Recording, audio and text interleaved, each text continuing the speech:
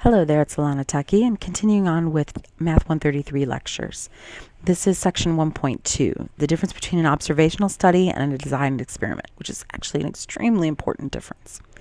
So in statistics, there are several methods for data collection. The textbook we're using hits four big ones, which the first one's a census. Census is when you're able to obtain every member of the population. Now, the U.S. Census attempts this every 10 years. Now, it doesn't actually succeed, but it comes as close as we can. The age of inauguration at every single president. Well, we know all the presidents of the U.S., so that's not a hard thing to do, right? So we could get everybody. Let's say I wanted to poll all statistics students at Jackson College this semester. Well, I could do that. There's not that many of them. I mean, I could get every single one. It would take me a bit because I'd have to call up all the absentees and stuff like that, but I could do it. All right, so obviously censi are impractical for the most part, because for the most part, we're talking about populations that are so huge you can't do that.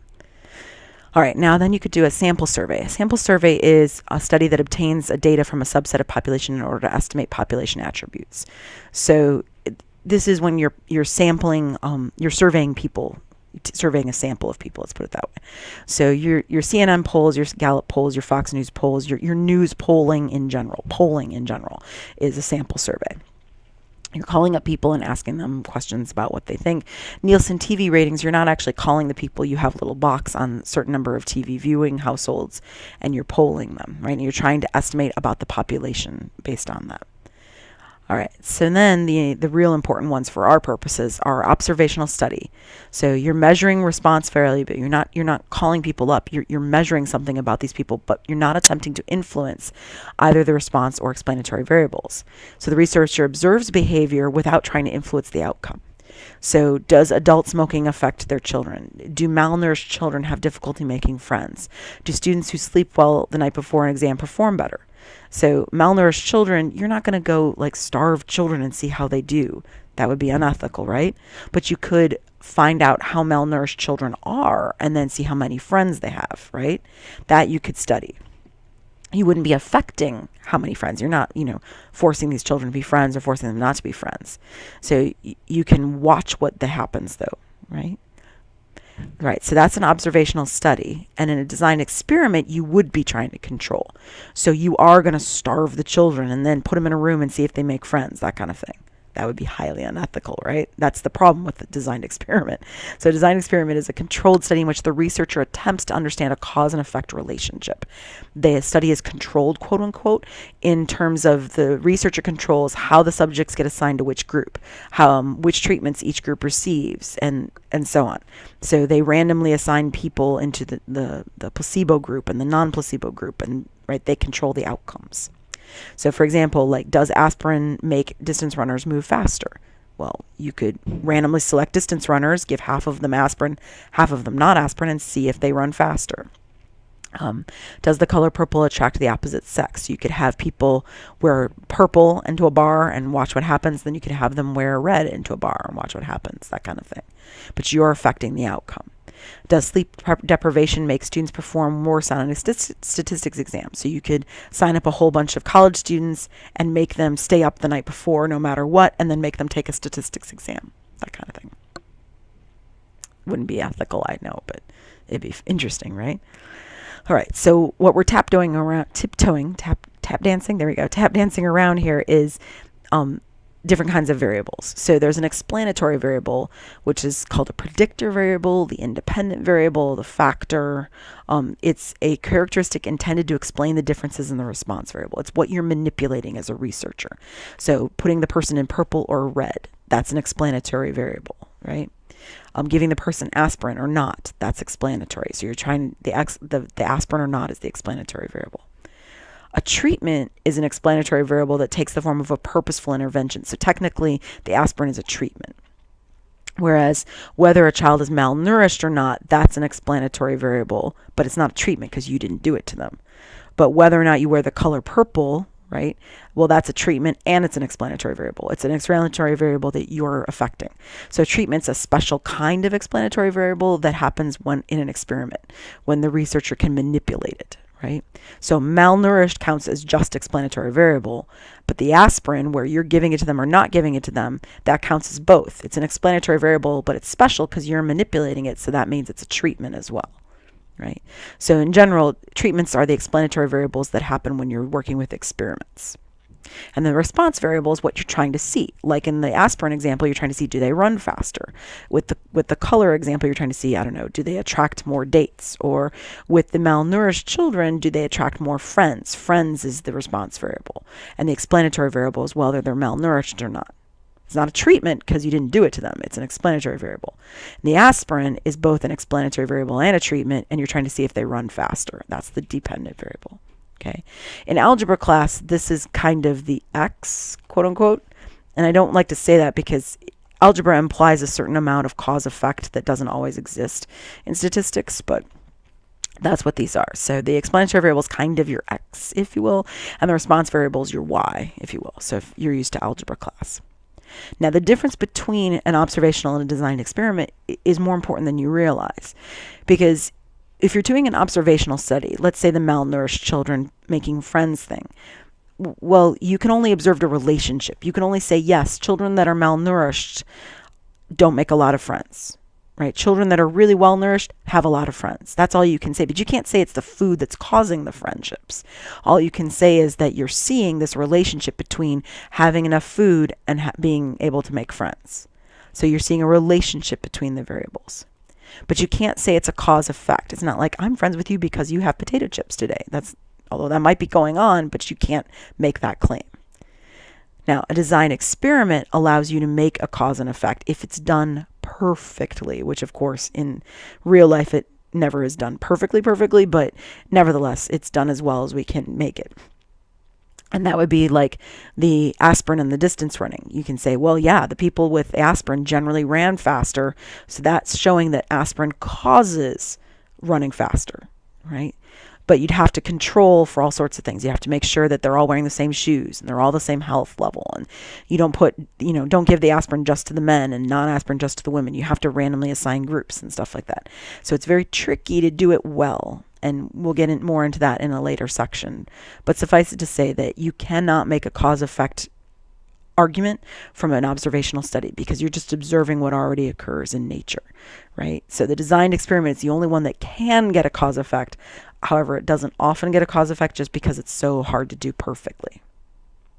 All right, so let's see an example. You are interested in knowing how smoking affects lung capacity. Okay, so right there. Matter of fact, let's go down here. I'm going to slip this out. So smoking is going to be your explanatory variable. You're trying to see if smoking affects lung capacity, right? How much you can breathe. All right, so example A, you find 100 women age 20 who do not currently smoke. You randomly assign 50 of them to a smoking treatment and 50 to the no smoking treatment. Those in the smoking group have to smoke a pack a day for 10 years, while those in the control group remain smoke-free for 10 years. They're not allowed to smoke. So after 10 years of smoking, a pack a day, then you measure their lung capacity for each of the 100 women, and you analyze, interpret, and draw conclusions. Well, that's an experiment, right? So you forced the people to smoke a pack a day for 10 years, right? Hopefully you randomly assign them so it's not all, I don't know, Asian women in one group and all white women in another group. You want to randomly assign so you get all different races and ethnicities and all that stuff in these groups of women. Grant you wouldn't want to do this because this is highly unethical, yes? Right. So, but nevertheless, that's how you do it. Okay, so for this next one, let's see, you find 100 women age 30. So you just find 100 women that are age 30, of which 50 have been smoking a pack a day and 50 have not, right? So have been smoke-free for 10 years. So you're age 30, you're a woman, you've been smoking a pack a day, cool, then you're in one group. You have not been smoking at all for 10 years, cool, you're in the other group.